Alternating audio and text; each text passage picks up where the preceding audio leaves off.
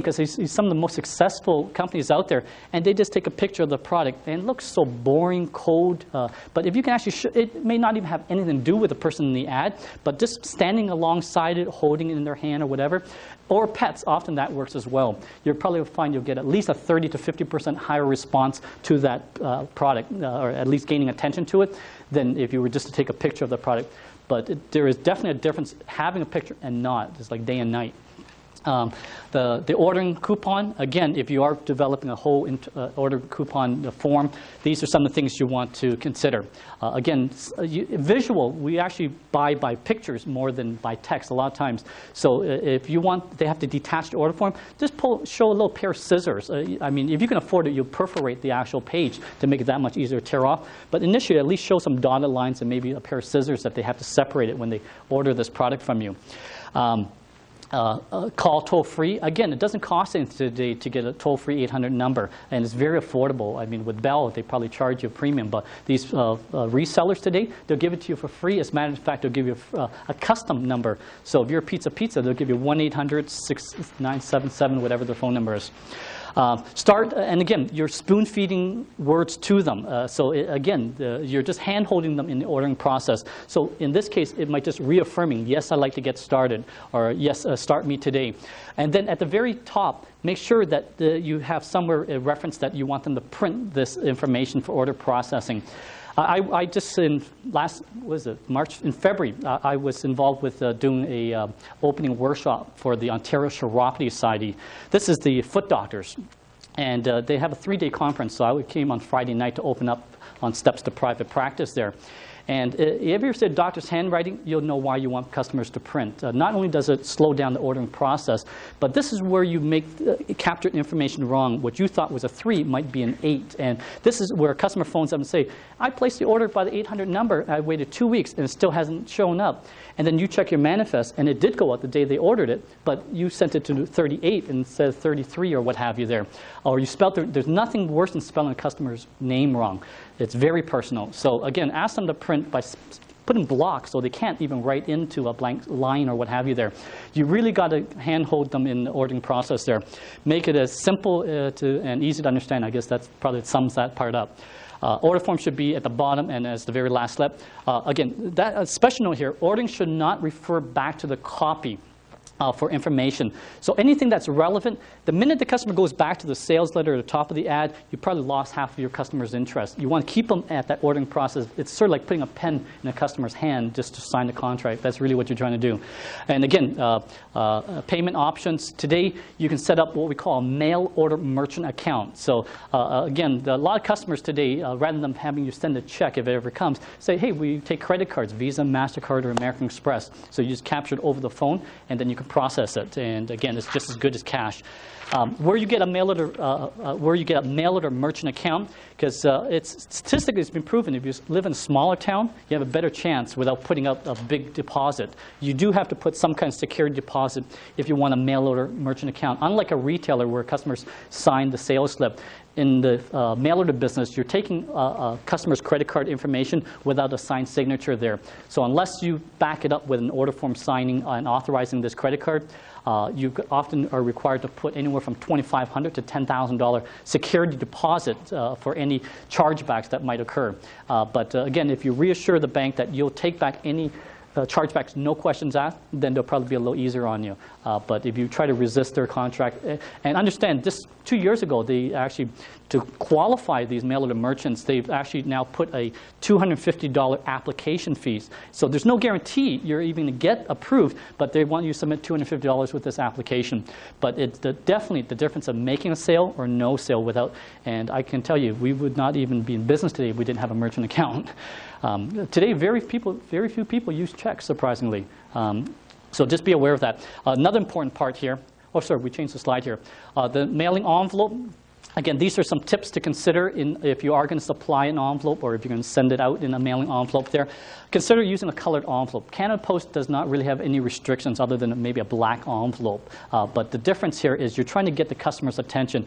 Most of the envelopes today are either in white or these ivory type. So not ivory, manila type colors. But if you use a different color, right away your mail piece is going to stand right out.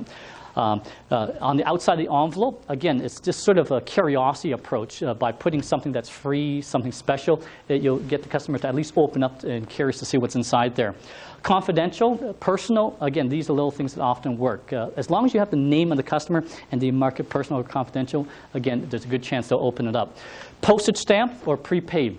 If you only sending out to, say, 100 or 1,000 people, it's worth licking every one of those stamps, I can assure you.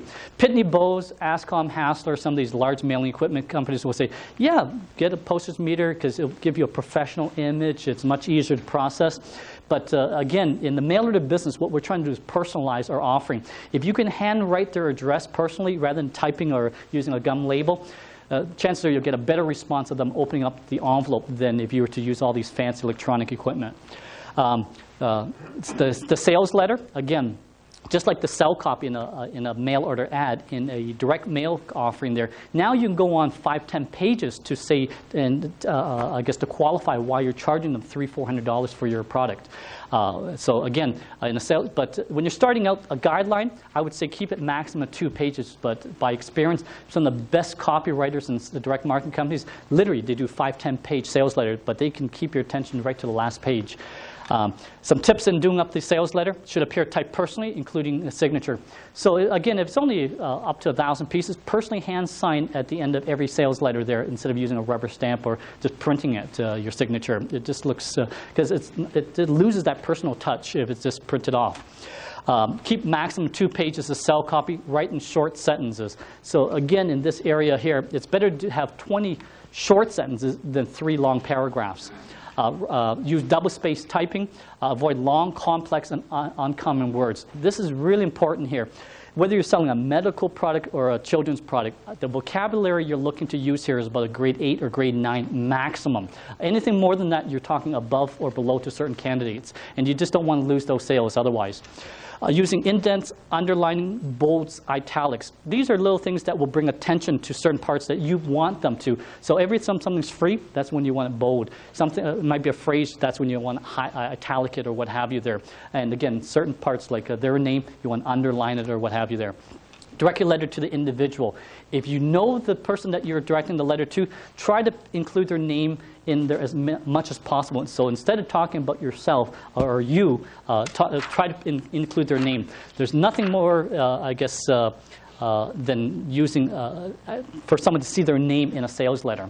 The information circular, this is sort of like the picture, but again, we can support it now by, again, unlike in mail order, where if you were going to use a picture, it was probably just black and white. That's all we can afford. In direct mail, having a picture, it doesn't really cost much more to have a color picture in the same offering than a black and white. But the difference, if you ever see the stuff from the Franklin Mint who sell these little figurines, I mean, some of the stuff just jumps right out at you. So again, consider using a colored picture rather than black and white, because really the impact that it has on color is just amazing. Using the consideration here is the paper weight. Again, Canada Post has certain guidelines on how big the mail piece has to be, but the weight of the paper has a big effect on the postage that you end up paying there. So on the picture, go full whatever you can afford on there, but on maybe the sales letter, use a lighter piece of paper there, because again, up to 50 grams you can go first class, but once you go over, you're paying extra for maybe for just because you use a very fancy paper, what have you there. Repeat the guarantee, special instructions. So it's very similar like in the mail order. Again, the advantage to direct mail is you can really play with your customer. If you're going to give this bonus, make them work for it. And this is sort of just getting them involved. It's sort of like a trial close or a tie down type of offering here. So everyone qualifies for the bonus anyways, but first make them answer a skill testing question or make sure they check off what prize do they want or what have you there. And again, the more commitment you can get from them by taking them through this little exercise, more likely they're going to buy from you at the end. And surprising, a lot of customers actually, they're not even interested in buying the primary offering. They're more interested in the bonus product that you're offering there.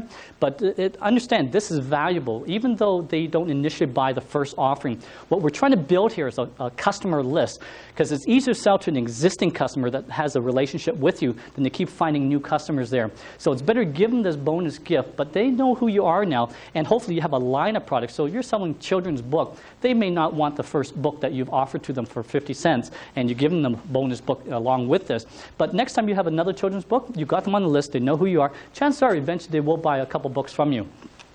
So again, keep that in mind. That's where this bonus definitely comes in handy. It's not necessary to make the first sale, but to establish a relationship with a customer there. The order form, again, if you are providing order form, because again, we may want to simply use an 800 number in this process. Again, it should be separate. It should simply fill out, avoid legal language. Again, there are certain disclaimers you have to make that maybe there's no obligation involved or there's a guarantee or what have you there. But try to avoid any legal language as possible because, again, you may intimidate the customer and talk them right out of it once they think they're signing a contract. Repeat the guarantee, confirm the order. Again, we're just trying to reaffirm the order from them by providing them a certain verbiage that is really to reinforce the actual sale there. The return envelope, again, if you are going to provide an envelope, some considerations here. First, use a standard size envelope. And again, it disappoints me when I see a lot of large companies who give you these little envelopes and you have to fold the order form 10 times, fold the check before you can even fit it in. But again, with Canada Post, you've got up to 50 grams. You can literally send 10 pages like this without paying excess postage. Yet these companies give you such a small envelope. And they probably pay more for those little envelopes than a standard size envelope that we refer to as a number 10 or number 12. Postage paid, again, for the extra 3 cents, if you got an order for $10,000 or $100 in the envelope there, that 48 cents is worth the investment. Of the timing, again, in the direct mail order business there, it's important that you understand certain products are seasonal. And like right now, there are a number of spring businesses like paving companies, lawn care companies, pool cleaning companies. And again, these type of companies, they know if they send out their letter today, there's a better chance that people take advantage of their offering than to send it in the middle of July when most of people already found a service provider for these type of service I just mentioned or what have you there. So in most businesses, you should know when the optimal selling period to be to get the maximum return on your advertising dollars here. So statistically here, Monday to Fridays are probably the worst days for your mail piece to land in the customer's doorstep or mail. If you control the distribution, Tuesday, Wednesday, and Thursday is probably the best where you'll have less competition. They're probably open up to other offerings on the Monday. Probably that's when all the bills come in or what have you there. Geographic holidays, and I've made this mistake again. There is a, what do you call it, like a nationality holiday calendar, and you got to be aware. Again, in nothing personal, but like a lot of Jewish people, when they take a holiday, it seems the city shuts down, and they seem to have a holiday every month. And you got to be aware of these dates. If you're planning on mailing out, you might be losing 10% of your audience without realizing that they're not at the office or they're not at home. Certain months, and this ties directly with retail sales.